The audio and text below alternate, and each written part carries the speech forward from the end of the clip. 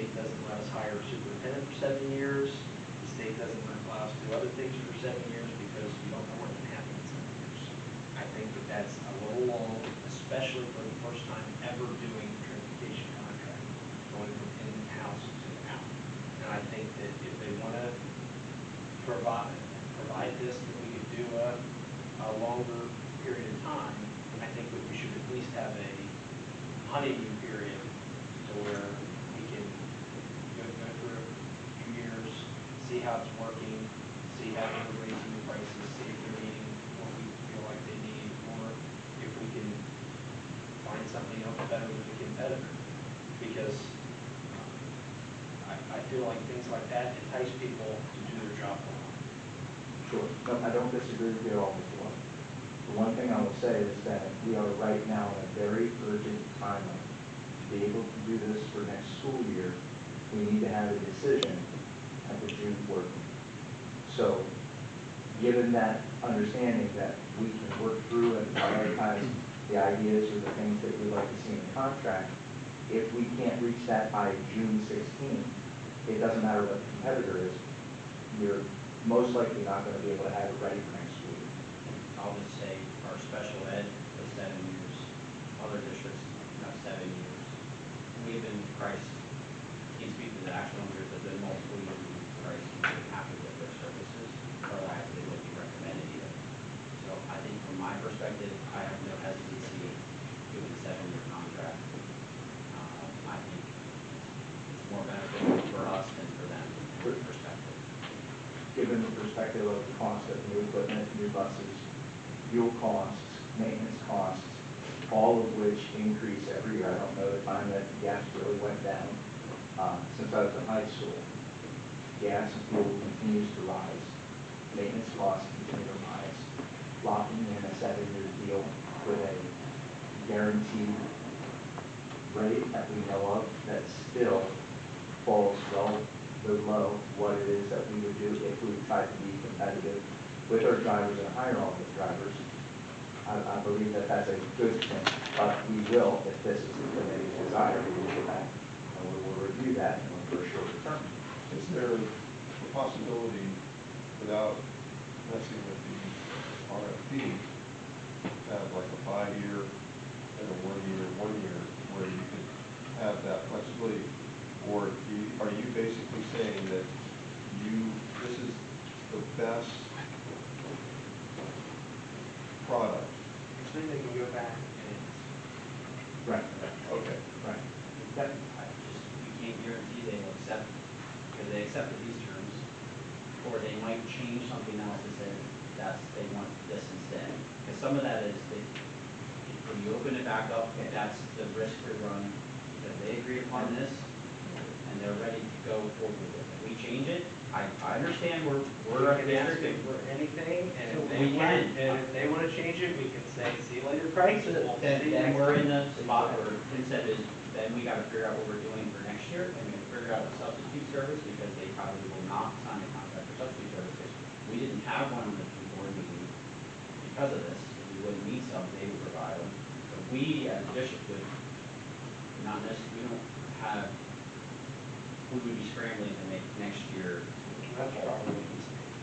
We probably should have gotten another subcontractor in case this didn't. We have Lincoln we could go to, but we have to see if they're available and have the services for substitute. We've been using Price, and Lincoln cannot always fulfill our services.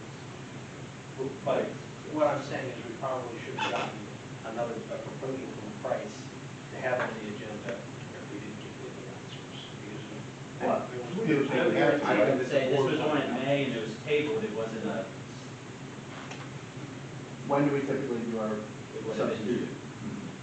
So, coming forward in May, with the anticipation that we would be able to have this conversation at the May board meeting and review this. Now we'll push to June. Now we'll push that same time. So it's a. You didn't bring it to the May. We brought the RFP, this, not the substitutes, because that normally comes every year, comes in You June. didn't bring it to the May committee meeting. Brought to the May. May board You meeting. brought it to the May voting meeting without any information about what it's going to cost, no information, no data at all. You just wanted us to vote on this. so we tabled it to talk about it. Sure, I'm just simply saying, you're correct. We went through all of these exercises with cost and benefit, correct, the same that you see here. The difference is that we put it out there for questions, understanding that we would have questions. But we didn't have a substitute contract to bring through. Had we been able to have this conversation then and tease out all of this information, we could have potentially had that and then the substitute. So we're just, by a confluence of events and proximity of things that are there, we have that issue now. So now, we're looking at a proposal for price to provide for us all of our transportation needs minus special ed and non-pub. And we will be looking, or we'll be looking at them for a substitute contract. So how do you plan on paying for this every year? Well, right now, the difference from what we have is 77,000. We have revenue that will gain from the sale of our current fleet. We'll have revenue coming back from the fleet that we can't sell for scrap. We will offset that. Your guess is as good as mine as how much money we get there. We're estimating around $30,000 that we'll get for our fleet. $30,000 for the whole fleet of buses? Minus the new buses that we keep and minus the new vans that we keep. So we are keeping, as we said before, 2 buses, Two newest buses. 2 newest buses, and how many vans? I believe it's the one minivan, the one driver's ed, we call driver's ed parts, the SUV, and two, I believe two, at least 2, I can't believe, I don't remember if it's 2 or 3 of their 10-foot. And we currently have $600,000 set aside for transportation general fund. So we would use that, dip into that, to offset for that year as it goes through. And then at the end of the year, when we look at, we review, when we get another cost analysis, because remember, at the end of 25, 26, we will be getting reimbursement for our own in-house vans and buses. We will not see any reimbursement for this contract until 26, 27, 2 years from now. So at the end of that first 2 years is when we will be able to make a really true, good financial decision to see how this offsets and what we have. And these, where the money comes from right now, will be these next 2 years, the money that we have earmarked already for buses. Since we would not be maintaining our own fleet, we would pull from that grant. But doesn't it make sense to have a contract that somewhat matches this review? So, So we review every year something. Well, I'm saying, I mean, we say, let's do 3 years and then do 2-year renewal with the same rate. Because you're talking about, let's see how the finances go in 2 years, then we have 3 years. Does that make sense what I'm saying? Yeah, it would match up with his timeline of the reimbursement. We'd have the solid numbers. It seems making sense. So I'll just put this out there. So we would have sold our buses. Correct. We have to then correlate a whole different factor, purchasing the buses back to bring it back in. Right. So, That's, I mean, you're talking about 125,000 for an pound 11. Well, and That's on the wait, vehicle thing. well, that is, as you can see, that's some of our reason for the hesitation in jumping into this. it's a long 7-year commitment. This is an irreversible, Yes. almost irreversible decision. Yes. Once we outsource, we're almost never going to be able to bring it back. Yeah, true. We've said that, I believe, from the start, that this is a decision that is made, not just for Price, but a decision for Littlestown. Do we take a contractor coming in that we believe can do the job for us, maintain safety and security for our students, pay our drivers well, be favorable in the total cost that we have? Can we do that or not? Not just for Price, just for now. It's yes or no. It's either contractor or not contractor. But see, Dr. Menzel, I'm not necessarily against the concept as a whole of outsourcing. When we talked about it back in the beginning, I thought it sounds like a good idea. I think it may be a benefit to our drivers. It'll solve a driver shortage issue that we've been having for a while. It's gonna do these different things and lower costs, hopefully. But what I have more of an issue with is this particular agreement doesn't lower our budget. It's an increase to our budget. We're paying about $50,000, $40,000+ in unemployment costs. We are paying a higher rate per bus per day than we are to them for our substitute services. And we're locked in for a period of 7 years where they then have us over a barrel, our fleet's gone, and they can do everything. At the end of 7 years, I would disagree that they have us over a barrel, because every time we have the opportunity to have an RFP. But they have us over a barrel from year 2. That's where they have us over the barrel. From year 2 to year 7, they have their will, and as long as they're legally complying with what the contract says, then. So I guess my question is, what in the contract do we find unfavorable that says they have us over barrel? What's unfavorable from a district standpoint? Is that something that we should get out of here? And that's what something I want to, like, where is this not beneficial to the district, and has the district at the forefront, along with our drivers at the forefront? The fact that there's a guaranteed increase every year, and only year 1 prices are locked in. So our internal employees are the same fashion. We pay them an increase every year. We do not stagnate them. And we negotiate that rate. Not for 2 more years. Not for the teachers for 4 more years. Correct. We lock in a certain amount of time with a certain percentage that they guarantee. We as the board negotiate that rate for a certain period of time in the contract. We don't tell the teachers that we're going to give you between a 2% increase and a 5% increase, or in a variable scale. We just changed that out. It was that way when we had a variable. Well, that wasn't very smart. What I would say is, what percentage then would you find reasonable, and for what time frame? Well, I would find it more reasonable to have to see more of these figures, because if it's this. So you would like them to say, we're going to take 3.5% and do 3.5% every year for 7 years? No, I'd like to see them pencil in a couple more of these years and say, this is going to be our guaranteed rate, or start out in a, why do they need a guarantee, like how much are they expecting their operating costs to go up? Well, I think it's year 1, 2.5, starting with the 4.5. 300, like instead They're not of guaranteed 55. That they are. That's in here. They guarantee it's going to be no less than 2.5 and no more than 4.5. Okay, so the way the contract reads, it says it has the first year on there. Correct.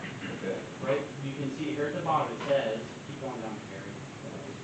Oh, go back up the last paragraph there. It says that the increases paid to the contractor will be no less than 2.5 and no more than 4.5 in the previous year's rate. So they are locking themselves in at 2.5 to 4.5. No less, no more. Based on CPI, So CPI is, if CPI came in at 3 or 3.1 or 3.2, 3.3, we would pay that rate over 2.5 to 4.5. or CPI comes in at 2.9. We would pay 2.9. So why did we start with a 355 rate rather than 300? Because right now we're paying. Because of the contract and how we negotiated that and what we wanted as a district. No, I'm saying is we wanted fuel costs. We wanted these variables taken out and put on the burden of them. They changed their rates to accommodate those. And you made sure that the extra $55 was a reasonable number. Comparative Or to it what, just was made up. so comparative to what we said of the estimated fuel reimbursements, we are getting more back through our estimated fuel reimbursements than what they raised their rates. Correct. That's a different cost analysis through the negotiation. Let me kind of satisfy your question about housing locked in. I'm just asking. So going through these, what a what is typical, what happens is if we tell them to lock it in, they will pick an arbitrary percentage and lock it in for 3 years and then give us the same 2.5 or 4.5% for whatever year we say we want to lock it in. They're just gonna pick out of a hat right now, 4.5, 4, 3.5. They're not gonna know. Right now, it gives us a swing, now it's a 2% swing, but we can get favorable 2.5 for the next 5 years. Where if we tell them to pick now, they could pick 3.5%. It's the CPI being distorted. You throw a dart, that's what it is. It's almost like what you're saying is you're saying we're buying down a 30 with a mortgage, basically. I'm saying is if you had your mortgage, it said you could, it's in anywhere from 2% to 4% any year, depending on how the market does, that's what you're gonna pay. We're not locking it into arbitrary percentages. You could lock in your mortgage now for 6%, 2 years ago you could lock it in for 3. So that's what they're gonna do. They're gonna pick whatever rate they feel comfortable with today. Yeah, it's like an inevitable for sure. And for me, limiting that to 2.5 to 4.5, because we know our percentage increases here currently have been less than, more than that. Between repair costs and fuel costs and everything else, we might experience an 8%. We have no control over that. This is predictable and sustainable percentages. And we don't determine CPI, Price doesn't determine CPI. It's given to us by the state, and it's based off of the prior year's information. So I would say it's gone anywhere from less than 1 to almost 8. And we can look at it, they have a historical on their website. It just kind of fluctuates around. So if there's a rate that you would like us to try to negotiate, please let us know. And as we look at, trying to look at the length and term of the contract, we can also look at a rate. But we need direction from the community. Right, we're trying to get to that point where, you know, it seems like it's a long-term, you're telling us the long-term gives us the best rate that is available, as you know it. But if it goes awry, we just want to make sure in the details that there's something that we've thought it through, and that now's our opportunity to correct it if there's something about it. So, do you guys have anything that you feel we want to say to them, that which way to go forward with this? Do you want it like a 5-year, you know, most bus companies, you know, you got a 5-year feeling pretty good about that. Wait, you said this was originally 5 years, and what was the reason again that we went to 7? What did they do for us? Price proposed 7. And what did we get for that? We found that agreeable for a longer time based off of their percentages. If they were gonna say that it was 7 years, but after 3 years it was gonna jump from 4% to 6%, that would be agreeable. What they're saying is, we're locking in 2.5 or 4.5 for an extra 2 years. At their own behest. So, well, they're not doing it out of the, they didn't offer two extra years out of the kindness I of would their say heart. that A lot of things in here, it was advantageous to them to offer it, or else they wouldn't have offered it. Because they would rather do a renewal. The same thing with the cameras. They offer to provide additional cameras at no cost to us, and we get to use their monitor and view that. They put that in there. That was not in our contract. They only had 1 camera, and it was our camera. And they just had to use it. If they broke it, they had to fix it. I see that 2 wins. 1 for us, for student discipline, and 2 for driver safety. If something comes up. Nobody's arguing. I know, but there's 9 safety meetings that they put in here. We did not ask for it. They've raised their insurance limits because we did not ask for it. They added significant amount of things that they just said, this is something we're willing to give you as a partnership with Littlestown. That we found favorable. We didn't find it favorable, we negotiated it.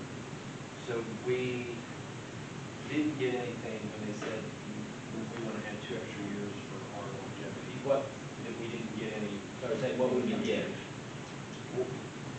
lower starting price and what, something. We'll give you 2 more years, but we'll start. I think that was part of the other negotiations we talked about. Several other things that we negotiated. They gave us some, we also took a hard stance I don't understand where, I guess what rate, we want a lower rate than our current rate, is that what I need to go back with the price Do list? you want a range, you don't want a range, you want a single number? We're still trying to get to that. I don't think, I mean, the percentages, I guess, are what they are, it's this CPI thing, which I'm really, but if that's what it is. But I've still got a problem with the starting rate being higher than what we pay them day to day when they have no guarantee contract at all. If we hire a position, they have no money that's coming to them at all. So then we'll do, well, I can go back and say, we want a lower starting rate than our existing substitute rate that we're looking for. Match or lower, or just lower? I'll ask my other committee. Wait, well, right now, we're paying 300 for subsidies, right? I said, I don't know off the top of my head, I didn't have that prepared what our current substitute rates are. I would say, honestly, Do we have it on the drive? It should be on the last page agenda.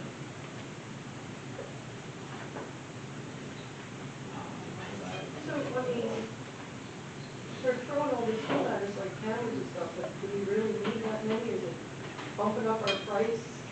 I mean, are they really giving it to us, or is it bumping up our price?